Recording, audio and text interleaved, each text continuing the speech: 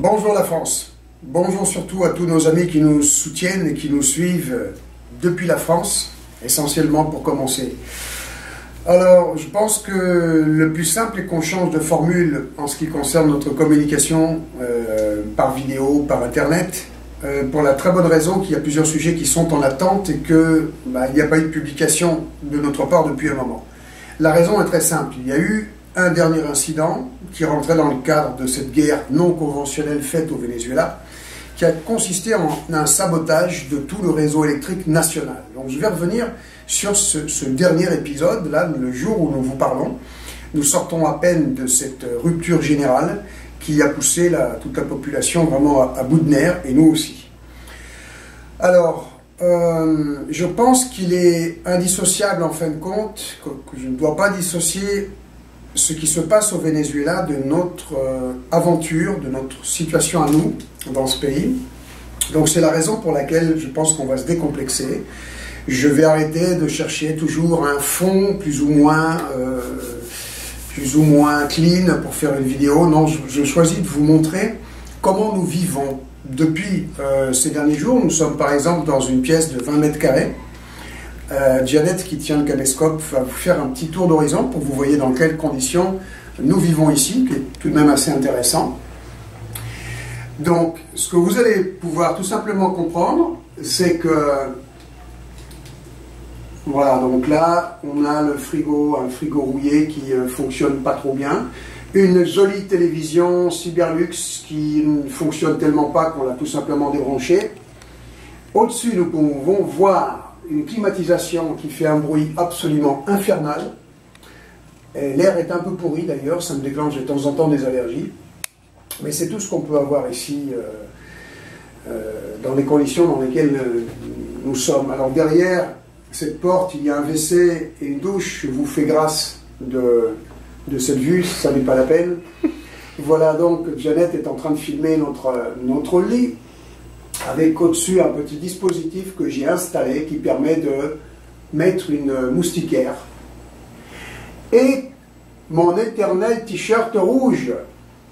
Souvent on me critique pour mettre un t-shirt rouge, et ben oui, j'en ai 3. Et j'ai celui-ci, j'ai le débardeur noir, j'ai un t-shirt gris.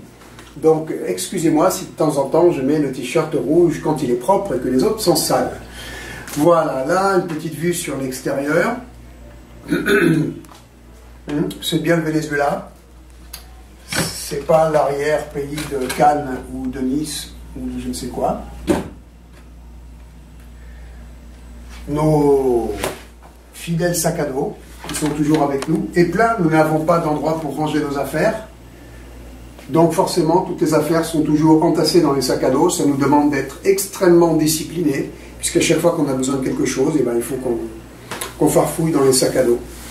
Et là, je suis là, ma petite table de travail, qui est aussi notre table donc, de déjeuner, ou de petit déjeuner. Vous voyez, j'ai mon café vénézuélien, avec une casserole qu'on a fini par s'acheter. On fait couler l'eau là-dedans, et on se boit notre petit café. À votre santé, les amis.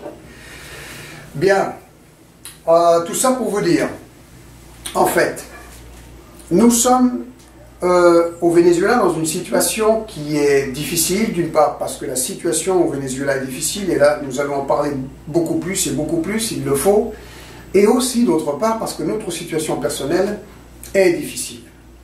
Être réfugié politique au Venezuela, c'est une aventure très compliquée parce que il y a d'une part l'inertie des autorités qui ont bien d'autres chats à fouetter, qui fait que tous les projets que nous voudrions démarrer sont plus ou moins gelés.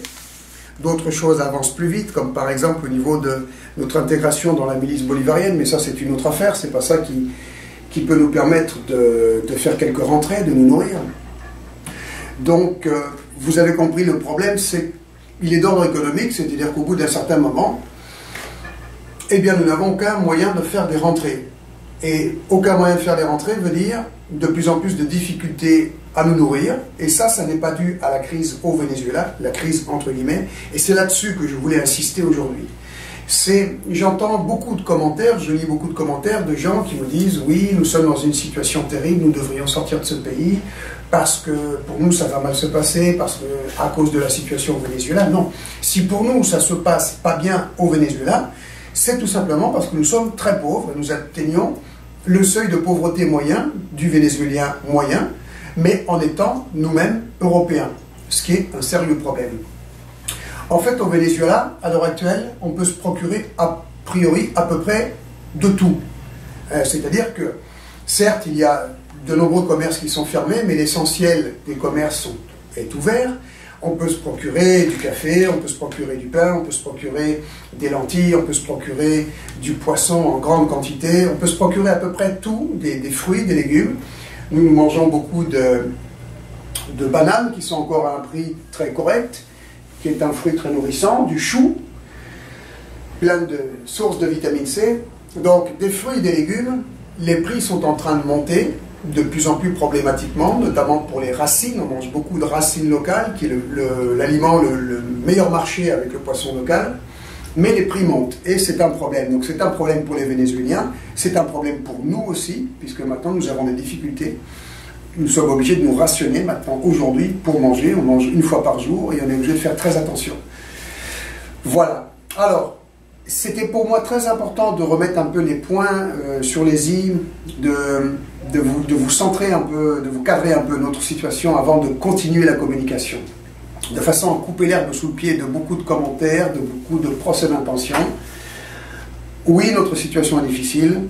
Non, ce n'est pas à cause de la crise au Venezuela.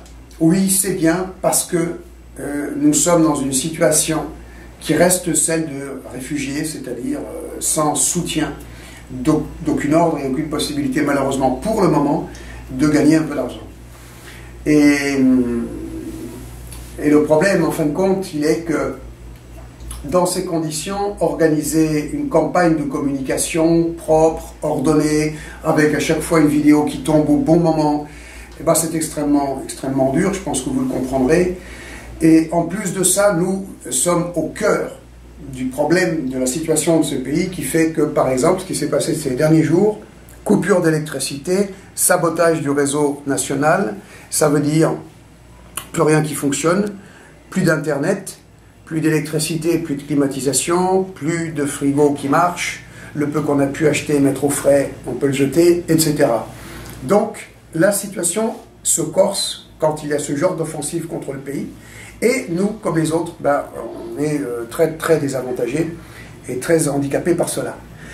Maintenant que les choses ont été exprimées clairement, que je crois que vous voyez, vous cernez un petit peu plus les difficultés auxquelles nous affrontons, la démarche n'est absolument pas de se plaindre, elle est de montrer les choses telles qu'elles sont, que vous arrêtiez les uns et les autres de vous imaginer des choses en ce qui nous concerne, et de prendre pour argent comptant certains commentaires de cyberbaveurs qui disent soit nous ne sommes pas au Venezuela, soit nous sommes une grosse organisation qui engendre beaucoup d'argent, etc.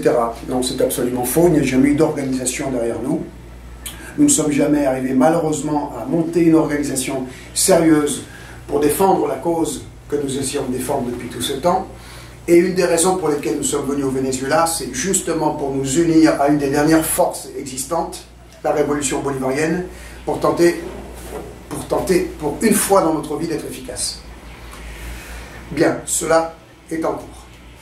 Je vais maintenant revenir sur les derniers sujets pour lesquels j'ai un petit point, un petit récapitulatif à vous faire.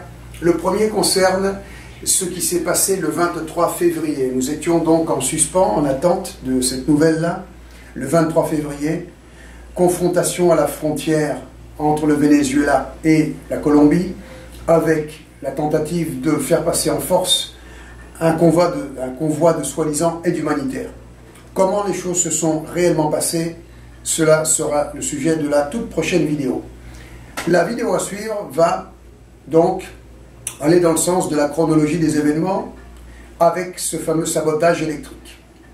Et à l'occasion de ce sabotage électrique, donc, je vais vous faire un petit zoom rapide sur ce qu'est la guerre non conventionnelle menée directement par les États-Unis contre la révolution bolivarienne, contre le peuple vénézuélien, à l'heure actuelle, puisque ce sabotage du réseau électrique avec des armes hyper sophistiquées rentre parfaitement dans ce cadre pour illustrer ce qu'est la guerre non conventionnelle qui est menée depuis 20 ans contre la révolution bolivarienne. Et enfin, quatrième petit sujet que je vous propose, donc qui sera dans les prochaines vidéos à venir, qui est Juan Guaidó, ce blanc-bec de 35 ans qui se prétend être le leader de l'opposition, qui a été élu de façon fort curieuse à l'Assemblée nationale et qui immédiatement a chevauché ce cheval de bataille de dire qu'il est le président par intérim ou le vrai président en charge du Venezuela, prétendant que Nicolás Maduro Moros n'est pas le président constitutionnel élu démocratiquement. Bien. Il y a beaucoup de choses à dire sur Juan Guaidó, peut-être pas beaucoup, mais des choses extrêmement intéressantes. Vous allez, pour certains, être très surpris, pour d'autres, ne pas être surpris du tout. Voilà. Ici se clôture cette première vidéo, cette reprise, dont je vous prie de m'excuser pour ce retard dans la communication.